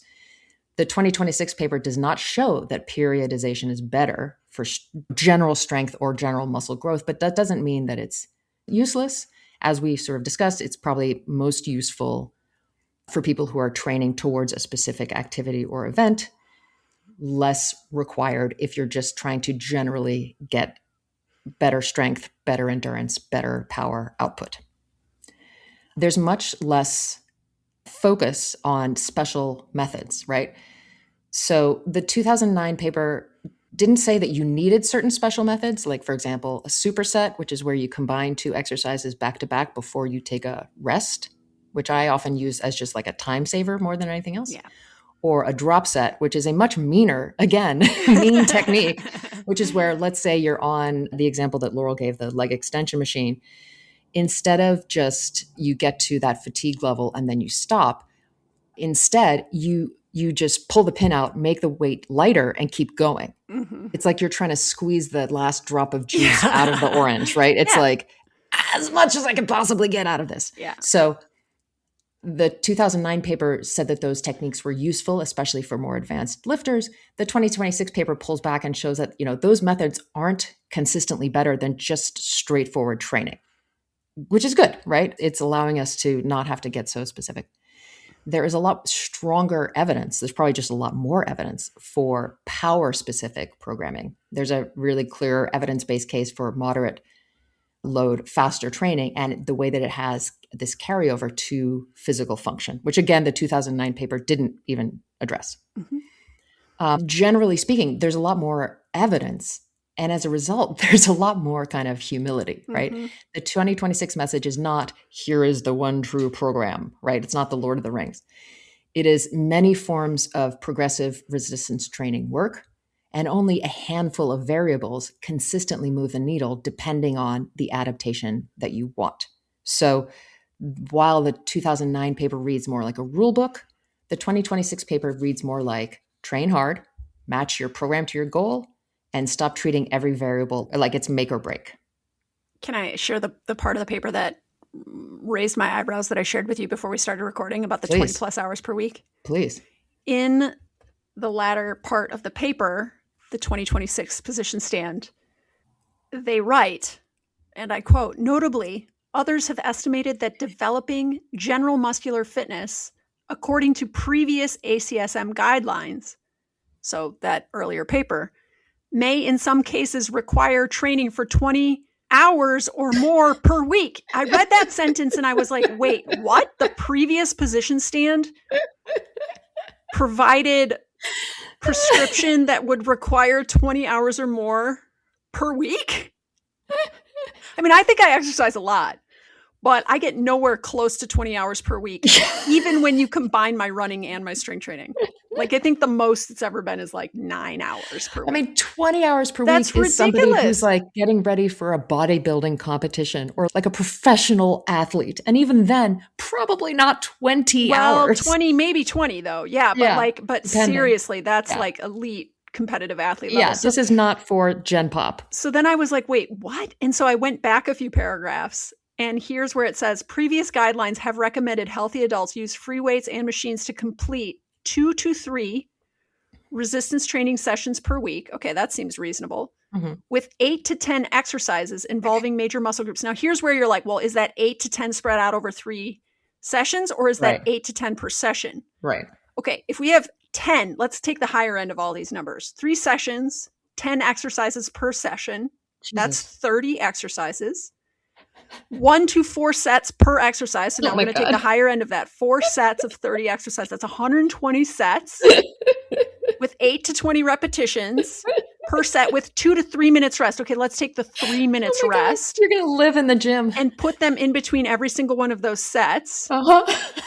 I don't know if that equals 20 hours, but that's a lot of feels like that's a lot of time I don't have to be lifting weights. But I guess like the main takeaway here is that being overly prescriptive and suggesting amounts of training that go way, way beyond what is necessary to create significant change, or overly prescriptive training approaches that are much, much more specific than what is required, it reduces accessibility. It reduces perceived accessibility, which I think is probably most important, because what people perceive determines what they do. And so if someone hears, I have to train that much, or it, or I might as nothing, well not do it at all. They think immediately people go to the higher number 2 and they're like, well, if it's not 4 sets, it didn't count. Or if it's not 10 exercises per session, it didn't count. Or if it's not 3 sessions per week, it didn't count. When in reality, going from nothing to even a little tiny bit is where you're going to see the most amount of benefit, right? So this is where it's harmful to present overly prescriptive, higher end prescriptions as being the minimal effective dose or the best, or even like not presenting it in a contextualized way and saying like, this is what everybody should be doing is harmful, because it increases the perceived barriers that then result in people's behaviors continuing to be sedentary. Okay. So let's talk about the practical applications of this position stand for people who are already lifting, and then for people who want to start. So if you are already lifting and want the biggest bang for your buck, what are the takeaways here? If you're already lifting, here is the highest return on your time. Train at least 2 times per week. Consistency matters always. I always say consistency is queen. Frequency matters more for strength. And consistency and frequency put together, right, are probably the bedrock of trying to make a change, right? Yeah. Use high enough effort. Get close enough to failure for the work to count. You got to challenge yourself. Yeah. If you want to be strong in a specific task, as strong as possible, you need to challenge yourself with weights that require you to be able to lift heavier and heavier weights, right? That push your ability to lift heavy weights. Use full range of motion and do multiple sets. Accumulate enough weekly volume for a particular muscle group. If your goal especially is to increase muscle size, total work across the week matters more than rep ranges, more than frequency, right? So you want to accumulate 10 plus sets per week for a particular muscle group. If you are interested in accentuating, further benefiting your functional capacity in day-to-day movements, consider adding power work to complement your strength training. This is going to be loads as light as 30% of your 1 repetition max, upwards of 70% of your 1 repetition max, where you're looking to move them as quickly as possible.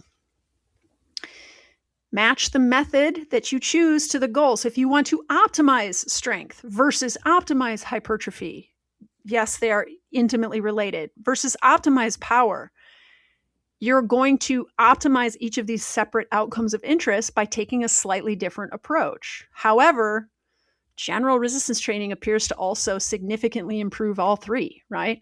But if you want to especially grow some muscle, then the hypertrophy approach is going to allow you to be more successful, right? Which is more focused on volume, less focused on frequency. But if your goal is strength, well, then you're going to want to look at how much load you're lifting, how frequently you're lifting that load. And then power is going to come down to largely how quickly you're attempting to move the load, right? Stop majoring in the minors. All the gurus and people selling you shit online would love for you to major in the minors because that's what they can sell.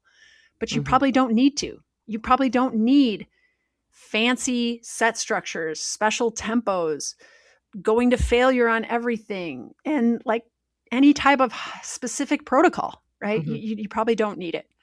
You could probably just stick to the things that you like and that you will do and that you want to do.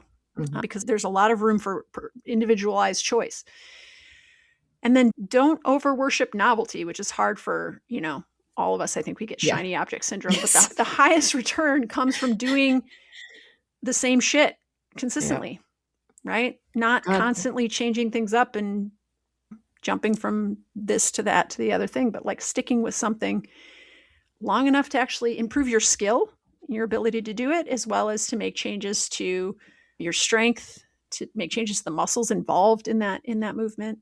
So yeah, repetition and consistency. The highest return on investment is probably boring consistency, right? Womp womp. Repetition over time, plus some strategic specificity that aligns with your preferences and your goals. So that's for someone who's already resistance training. What about for someone who's not resistance training and who wants to start? The good news is that the entry barrier is so much lower than you think. Yeah. The paper supports that many forms of resistance training work, including home-based resistance training and resistance band resistance training for some outcomes. I just want to go back to this obstacle that I feel so many people face. The obstacle that so many people face, which is this all or nothing mindset of, if it's not this one way, why do it at all? Right. And I was like, what is a good analogy for that? And I think that being really, really hungry is. Like, if you don't resistance train, imagine that your body is just starving for strength. If you give it even just a little bit, it's going to help so much. Similar to if you haven't eaten all day and you're so hungry, literally any form of food looks amazing, doesn't it? Yeah. And of course, this is an imperfect analogy, but this is kind of what the state your body is in when you don't resistance train. Literally any amount will benefit you so much more than just continuing to let your body starve. Right. I know that's maybe a little bit dark and extreme, but no, but I think that's a really good analogy. Yeah. Yeah. So if you're new to resistance training, here's what matters. Just start. Just do some resistance training. You don't need a perfect program. You don't need a periodized program. You don't need specific equipment. You don't need to lift heavy. Train at least 2 days a week. But listen, even 1 day a week is good. Start, right? Train the major muscle groups. Focus on those compound, big, basic movements. If you don't have a lot of time, those cover a lot of musculature all in one movement: squats, deadlifts, presses, rows, things like that. Or if you don't want to do those exercises, try to include exercises that hit the posterior chain, the quads, the upper body pushing and pulling muscles. Those are the major kind of categories, the core. Use movements you can do safely and consistently, right? So the best exercises are the ones you can repeat and that you aren't anxious about. Make sure you take sets close enough to failure. The set should feel pretty hard at the end, right? You don't need to go all the way to failure, but you do need to push yourself. You do need to challenge yourself in the sets. And then progress over time. Now, I have something to say about this one. If you want to continue making progress, you will have to increase the challenge because your body will adapt and what was challenging to you will become easy to you. So if you want to continue to get stronger or more powerful or have better endurance, or if you want to have bigger muscles, you have to increase the training stimulus to match your current capacity. Now, I found this fascinating in the paper. Everyone thinks that progressive overload is like the holy grail of strength training, and it is, but here's what this paper is saying, and this is the point that it's making. Quote, increasing the stimulus in some manner is likely a requirement only for those seeking continued longer-term progress, unquote. It is not required if you are fine being on a plateau. Because, here's the point, being on a plateau that is higher than what your untrained baseline was is way better than being on that untrained baseline.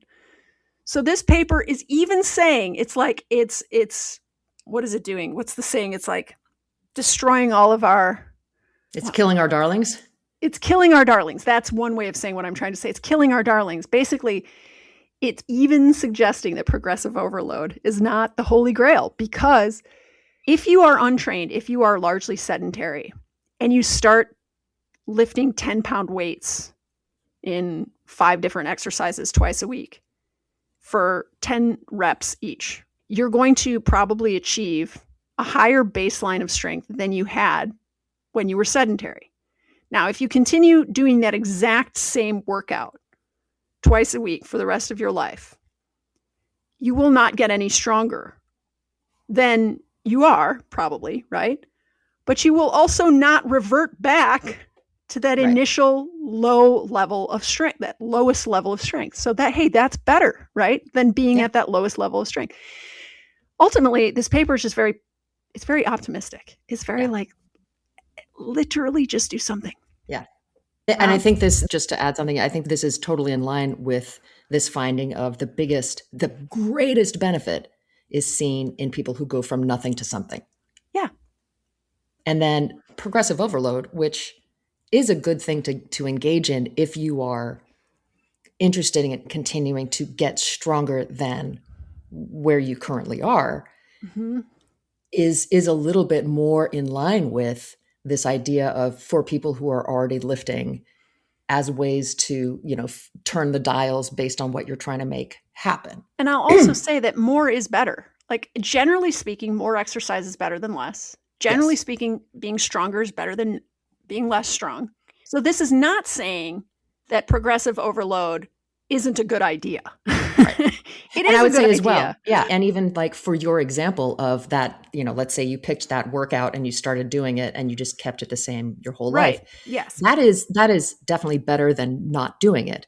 Yes. However, asterisk, if we're talking about something like physical function, if that set of exercises does not cover, let's say, what you need for physical function, like if you're still seeing reduced physical function, right, that suggests that you don't really want to stop there. Absolutely right. If you're still under the line. If the amount you're doing makes it so you still can't get up from your chair in your living room, then now we do need progressive overload to get you there. Great point. Okay. And then finally, build the habit first, refine it later. And I work with lots of personal training clients online, and this is one of the things that I have to work pretty hard on getting through to a lot of them who are just starting, which is that they're kind of racing ahead to optimization before they've even established the habit. Right. And they're asking about like ways of optimizing a workout that they're not engaging in regularly. Right. Yeah. And that's where we've got to actually pause for a second and back up and find ways actually where you're going to do this work, not optimize, but do it. You have to do it first. Because once you're consistent, then that's when it's appropriate to start getting more specific with the optimization piece. Yeah. Until you are consistently engaging in resistance training, your first barrier, and by far the most important thing that you now need to overcome and that you should really exclusively focus on, is making it so that the resistance training is something that you actually do. Yep. And what can we do to make that happen? Like 90% of my energy goes in that direction with a lot of my clients.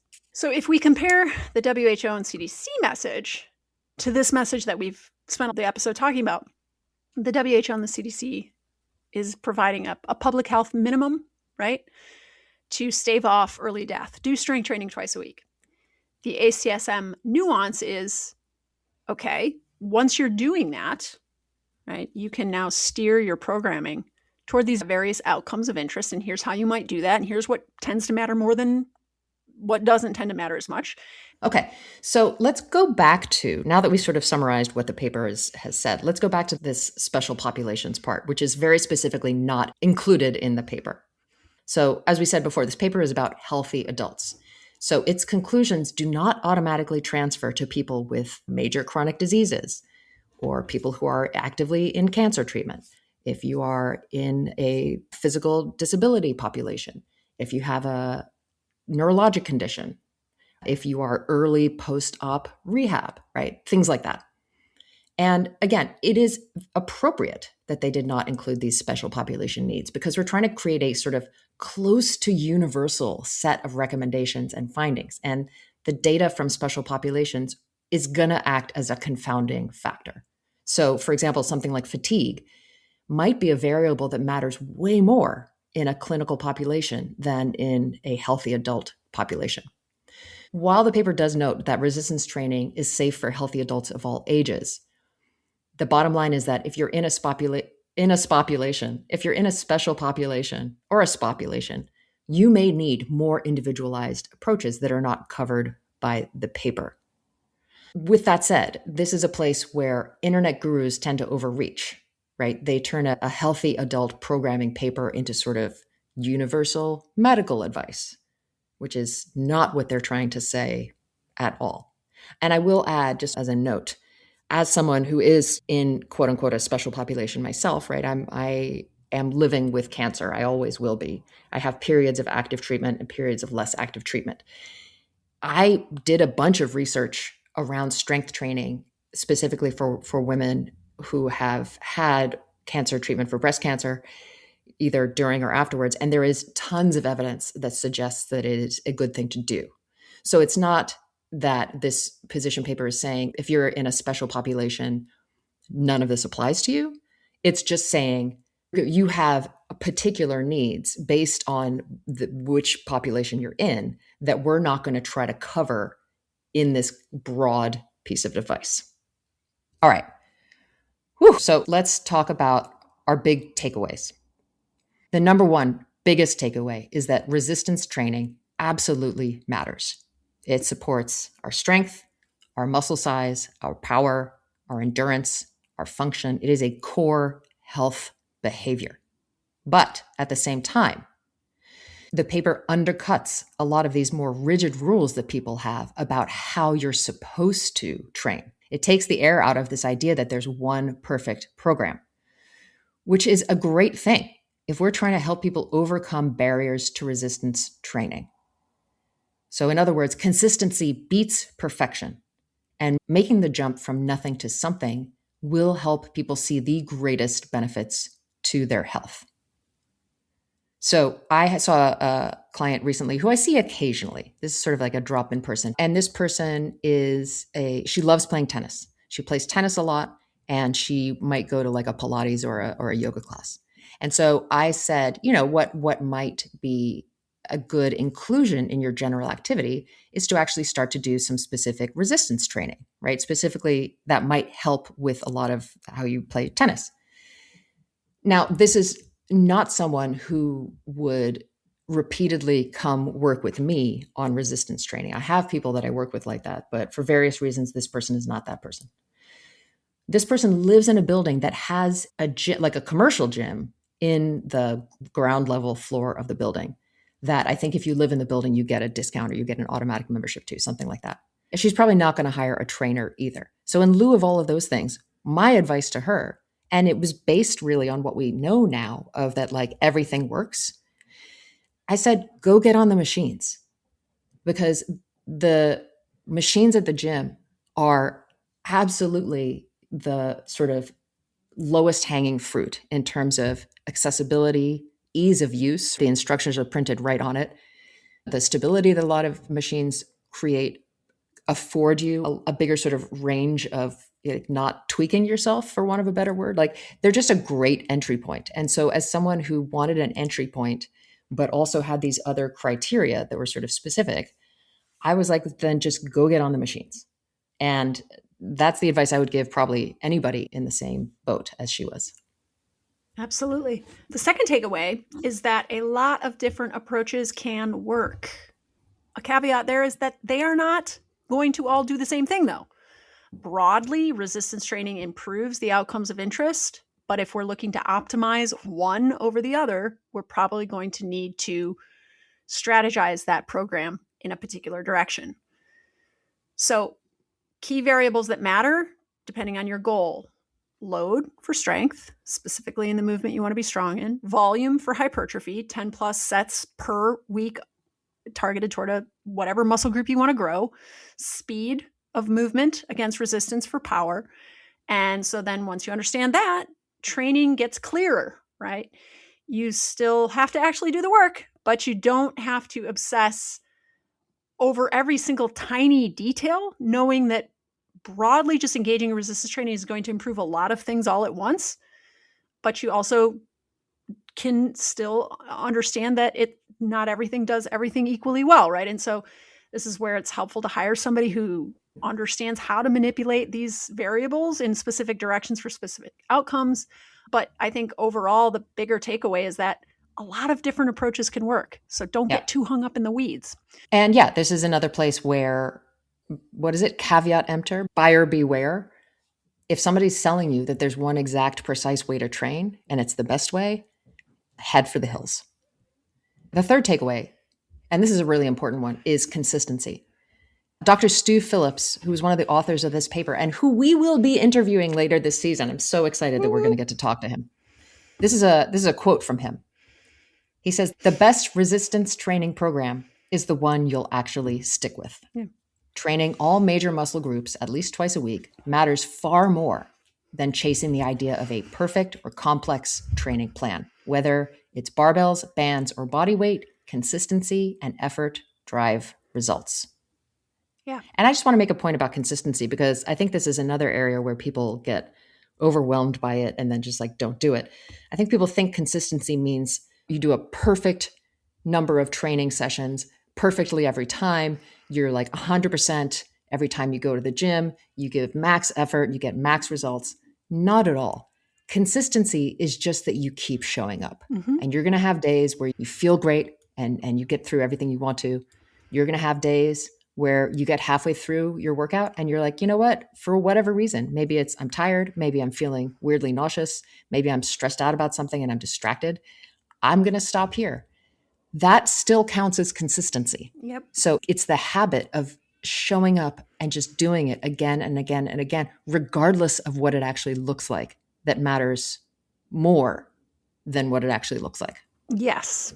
Yes. You're going to have, on average, I feel like it's like 30% of your workouts are going to feel amazing and 30% are going to feel like, nothing special. 30% of them might feel kind of like, that was sort of not great, right? Yeah. I mean, I find this with running, especially where I go out for a run and I'm like, well, that didn't go that well. Or I was like, whatever, or some days I go out and I'm like, damn, I'm in peak condition. Woohoo. So, you got to take the good with the bad. Yeah. That's what consistency is. That's what life is, right? Right. Do you have the best day of your life every day? No, you don't. Do you keep living your days? Yes, you do. Exactly. All right. The fourth takeaway is match your training to your goal. So this paper does make it pretty clear that different adaptations are driven by different variables, right? And so instead of trying to find one perfect program that does everything, you're probably better off asking, what are my goals? What do I actually want to get good at? What do I want to improve? And how can my training choices take me closer to those goals? Yeah. Yeah. And I would say as well, like for people who are new to resistance training, you may not have really specific goals, right? Yes, Your goal may just be start resistance training. That is an excellent goal. And then as you get into it, you may find, and this was the case for me as well. Like I started lifting barbells. I didn't have a specific goal apart from lifting barbells. But once I started doing it, I was like, I wonder what the heaviest deadlift I could ever produce might be. And so then I started targeting towards that, right? And so your goals can be very individualized and specific based on what you're interested in. And then that also is useful because if you're interested in it, you're going to keep doing it. Yeah. And I think likes and dislikes matter enormously. Like I'm very, very keyed into like what my personal training clients like and dislike. I want to know. I think they try to hide it from me sometimes. And I'm like, no. Do you hate this exercise? We don't have to do this exercise. There are literally 100 other exercises that would take you toward your goal, right? Whatever that is. It does not have to be this one. Like someone were like, it's a pain in the ass at the gym to use this machine. Well, screw it. Let's find a different one. We don't need to use this machine. Exactly. And so, and this is the biggest takeaway from this paper by far was kind of back to what Stu Phillips was saying, which is that strength training has an adherence problem. People don't stick with it for more than a couple of weeks and then they quit. And or people never start.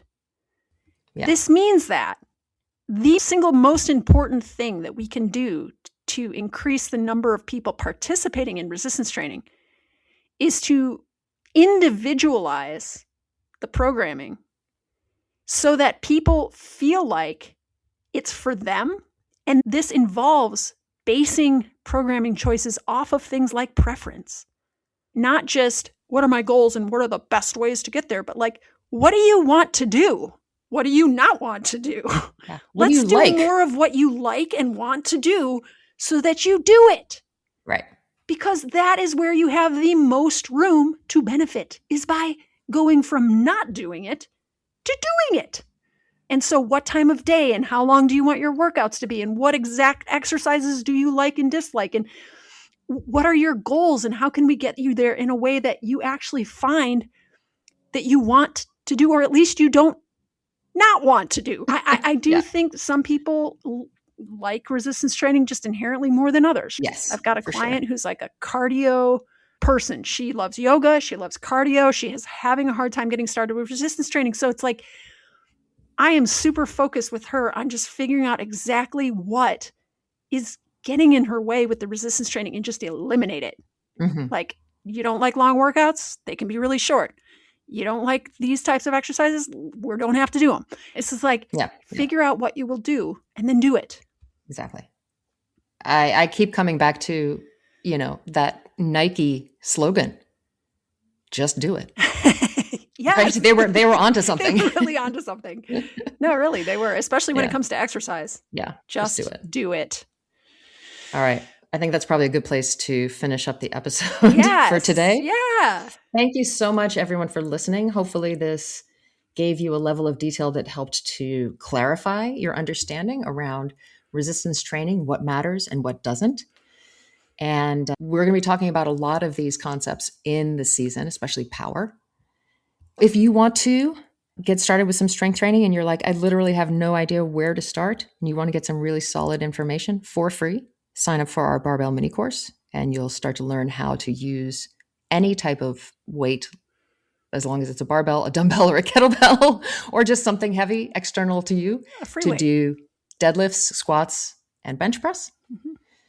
We're also going to be offering a course coming up very, very soon about power, which we're super excited about. So make sure you stay tuned with us to learn about that. We are also now on YouTube. So if you are someone who likes to listen to podcasts and also likes YouTube, I've been putting a lot of our Instagram content up on YouTube. So if you're like vehemently opposed to Instagram because it's a meta-based social media site, but you don't have any problems with YouTube, head on over to YouTube, because you'll get a lot of our video content that we post on Instagram over there as well. Yeah, and our podcast is on YouTube.